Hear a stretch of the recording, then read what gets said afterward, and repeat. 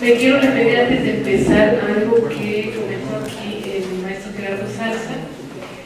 Él se refirió a algunos historiadores que hicieron un trabajo de proceso de organización del acervo que guarda el instituto. Yo les quiero comentar que alguna de esa documentación es una documentación que pertenece al Poder Judicial de la Federación. No todos los que están aquí saben, pero nosotros para recuperar nuestro acervo histórico tuvimos que emprender una batalla. Aquí hay compañeros de documentación del Estado que saben lo que hicimos para recuperar pues, prácticamente como 4.000 expedientes periodos a la pista que estaban en muy malas condiciones y lo peor es que no eran públicos. Sin embargo, esa documentación no fue entregada en su totalidad. Quedaron algunos amparos, yo imagino que seleccionaron de acuerdo al nombre, porque también tenemos amparos muy valiosos que no detectaron y por tanto siguieron ahí. En esos amparos están unos amparos y algunos procesos penales de Rubén Jaramillo. Y después de 14 años trabajando en un archivo judicial, bueno, pues uno reconoce los archivos judiciales. Y bueno, a mí me dio muchísimo gusto que los expedientes, parte de los expedientes que ubican como sección gobierno, sección electoral y que hoy exponen en el Instituto de Educación Básica, pertenezcan a algunos amparos y procesos penales de Jaramillo que están pendientes de devolución. Y que bueno, Gerardo cuando llega a la dirección del instituto ya no los encuentra como un archivo judicial porque fueron desmembrados los expedientes judiciales y se ubicaron de manera, pues no sé con qué criterios, en tierras, en procesos electorales, en sección gobierno, y bueno, prácticamente esos expedientes como tales han desaparecido, como un cuerpo de investigación desaparecieron. Y bueno, pues estamos platicando con Gerardo porque queremos recuperar esa documentación y queremos que se reintegre, porque es una documentación que al final de cuentas pertenece al Poder Judicial de la Federación. Y bueno, el Poder Judicial de la Federación tiene espacios, tiene especialistas para protegerlos, para tutelarlos y también para hacerlos públicos. Entonces, pues yo quiero platicar con el maestro Gerardo. Me da mucho gusto que ella me haya traído esos expedientes, pues no son expedientes, sino son documentos de su acervo documental, porque pues para iniciar pláticas y pedir pues que regresen a casa, o por lo menos yo recuerdo, aquí menciono algo, el Archivo General de la Nación tenía en recuerdo provisional expedientes de la Suprema Corte de la Nación. Llegaron a un convenio, se digitalizaron la documentación original en física, se regresó a la Suprema Corte de la Nación y el Archivo General de la Nación se quedó con los archivos digitales de esa documentación. Entonces, bueno, pues quizá podamos trabajar algo más o menos igual, y sobre todo, bueno, promover que esa documentación se conozca. Entonces, pues me dio mucho gusto que quedara por tocar el tema, y yo ya lo voy a tocar, pero me sumo a su manera de platicar sobre eso. Y bueno, pues tengo solo 5 minutos. Yo también me pongo nerviosa, preparé un documento de 5 preguntas, que bueno, en promedio son 5 minutos, que les voy a leer y procuraré leerlo bien para que no se paren. Sí, y se refiere a los expedientes que tenemos aquí resguardados. De algunas historias que yo he escrito y que he encontrado en el acervo judicial. Y empieza. ¿Qué tenían en común Reyes Iztapalapa y Rubén Jaramillo? ¿En qué eran diferentes? Estos dos campesinos actores de la etapa constructiva de la Revolución Mexicana, protagonistas olvidados del modelo postrevolucionario, que tuvieron una intensa actividad política en sus comunidades, fueron procesados penalmente por los delitos de sedición, asonada, perturbación de la paz pública y agravios al ejército mexicano con motivo de ese activismo. Su participación comunitaria no actuó en concordancia con los vaivenes políticos de su época y fueron llevados ante la ley por ello. Sus historias, como las de miles de protagonistas del México del siglo XX, quedaron plasmadas en los expedientes de los juicios que se les siguieron y que están ahí esperando ser enunciadas. Ese nicho de las historias que aún esperan para ser contadas se resguardan en las casas de la cultura jurídica en los estados de la República y sin duda, me atrevo a afirmar, contribuirán a una nueva interpretación del siglo XX mexicano. En el caso de Cuernavaca se resguardan expedientes judiciales de 1872 a 1950, históricos, más los que no considera de acuerdo al criterio de la Corte que no son históricos. La Corte tiene esa denominación, tiene una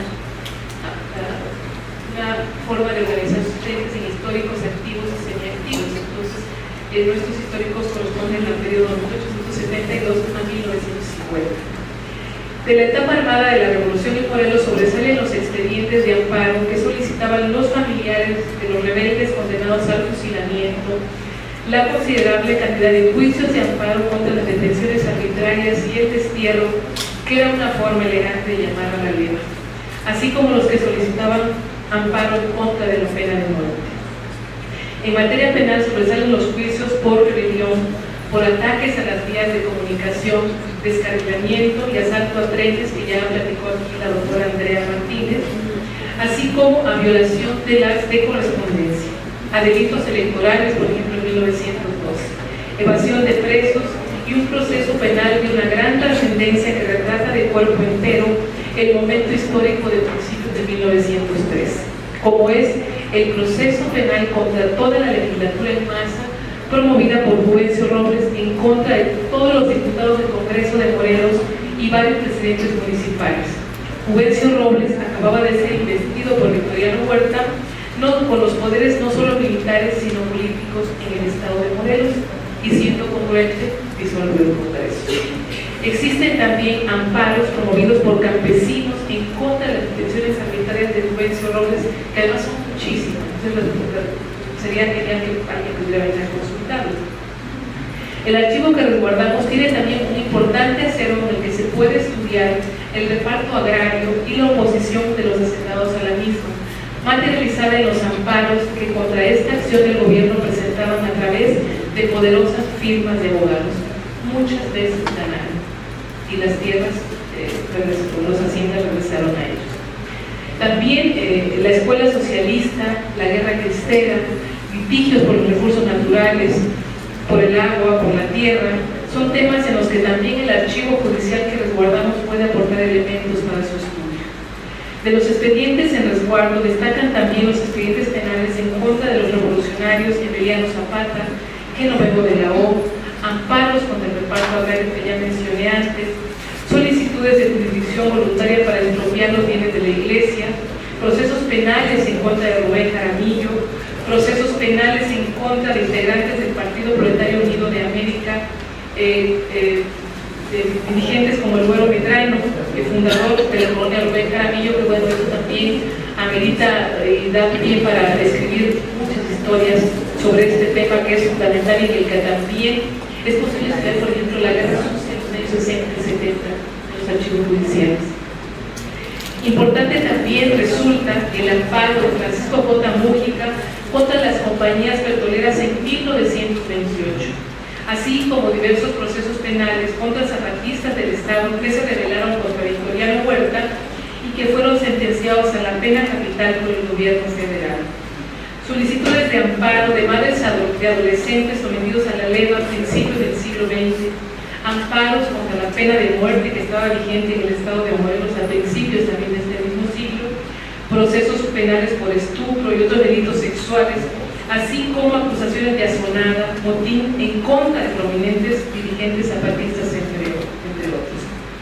Una beta fundamental para la interpretación del siglo XX mexicano, y no solo de la historia política o de la judicial, lo constituye el amplio acervo de procesos penales y amparos de la población anónima, sin aparente relevancia histórica, pues nos permite estudiar las prácticas culturales, la vida cotidiana en las comunidades del Morelos profundo y sobre todo la visión del mundo que muchos individuos dejaron plasmada en sus testimonios ante los juzgadores y que son vitales para hacer inteligibles las diversas épocas en las que estos juicios ocurrieron.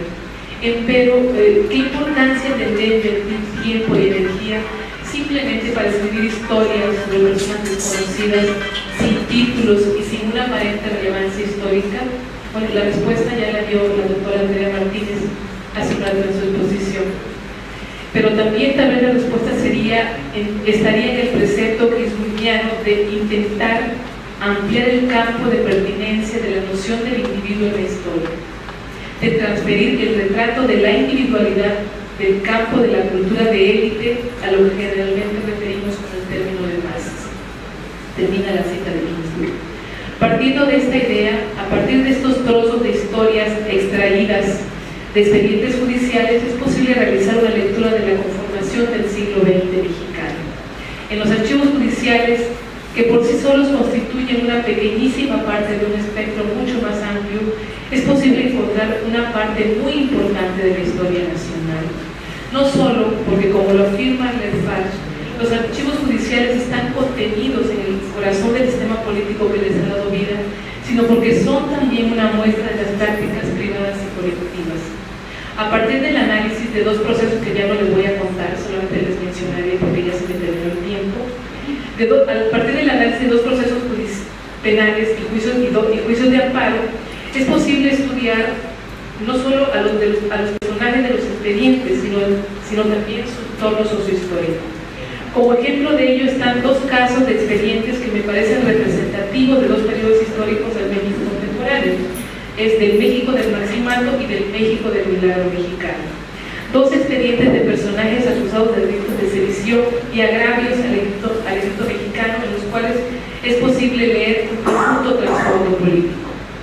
Me refiero al caso de Reyes Iztlalapa y Rubén Jaramillo, que mencioné al principio. Desde mi percepción, estos dos casos ayudan a comprender sus motivaciones particulares como disidentes, expresadas en sus procesos judiciales, sino también facilitan el intento de hacer una lectura, tal como lo plantea Ginsburg, de los mecanismos ideológicos que movieron sus resortes hacia allá. Cómo estos se comportaban frente al Estado, pero también cuál era la percepción del régimen sobre estos personajes disidentes. Así, en los expedientes judiciales es posible asomarse no solamente al texto literal de que nos proveen las declaraciones procesales de los inculpados, sino también explorar la cosmovisión de estos personajes. En el caso de Reyes Iztlalapa, en un momento incipiente de la construcción del México revolucionario, es posible advertir en su discurso que la idea de país que él pensaba se construiría con la paz en México nunca se hizo realidad. Pero lo más importante, en algunos documentos encontrados en el expediente de Iztlalapa, es posible encontrar una caracterización del futuro del país de las décadas siguientes. Reyes Iztlalapa, ya casi termino, fue un campesino de Tepalcingo, Morelos, que se opuso a la maquinaria política callista a pocos meses de la muerte de Álvaro Obregón, cuando el Maximato iniciaba su consolidación y fue procesado por el delito de rebelión. Iztlalapa era uno de los notables de Tepalcingo.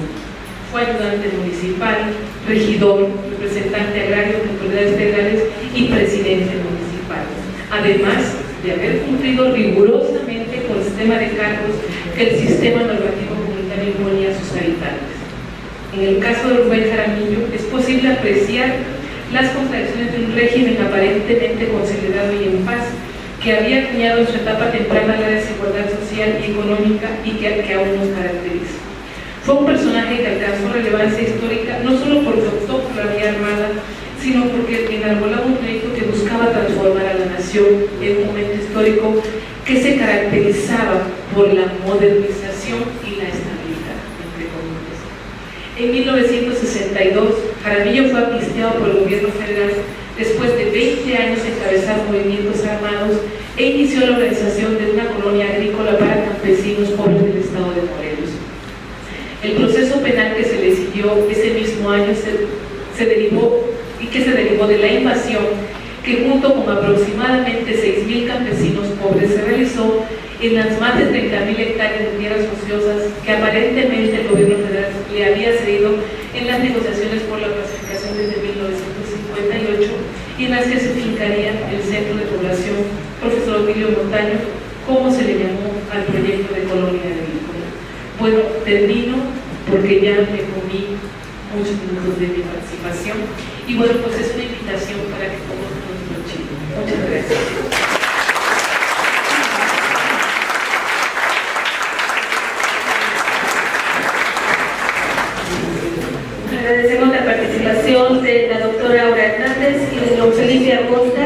Y pedimos por favor al doctor Víctor Manuel Díaz Vázquez y al maestro Gerardo Zarza Uribe le hagan entrega de sus respectivos reconocimientos de participación.